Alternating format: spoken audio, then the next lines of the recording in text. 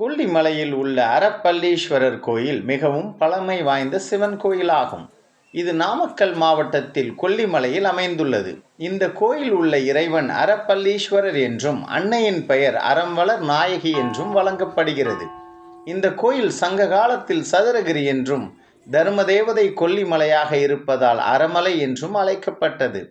கோவில் வரலாறு: இறைவன் அரப்பள்ளீஸ்வரர் மறை மீது அமைந்துள்ளதால் அரப்பள்ளீஸ்வரர் என்று அழைக்கப்பட்டார். சோழ மன்னர்கள், விஜயநகர அரசர்கள் மற்றும் செம்பியன் மாதேவி போன்றோர் இந்த கோயிலுக்கு திருப்பணிகள் செய்துள்ளனர். செம்பியன் மாதேவி கோயிலுக்கு நிதியளித்து சிறப்பு வழிபாடுகளை நடத்த ஏற்பாடு செய்துள்ளார்.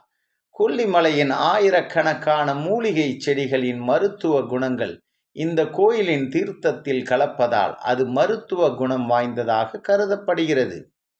அரப்பள்ளீஸ்வரர் கோயிலுக்கு வடக்கே வற்றாத 5 ஜீவ நதிகள் ஒன்றாக சேர்ந்து 150 அடி உயரத்திலிருந்து விழுகின்றன. இது பூத்தூவலாக காட்சியளிக்கிறது. சிறப்பம்சங்கள்: தேவார பாடல் பெற்ற தலம் மற்றும் தேவார வைப்பு தலமாகும். திருமண தடை, குழந்தை பாக்கியம், கல்வியில் சிறந்து விளங்க இறைவனை பிரார்த்திக்கலாம். சங்ககால புலவர்கள் அகநானூறு, புறநானூறு, நற்றிணை போன்ற நூல்களில் கொல்லிமலையை பற்றி பாடியுள்ளனர்.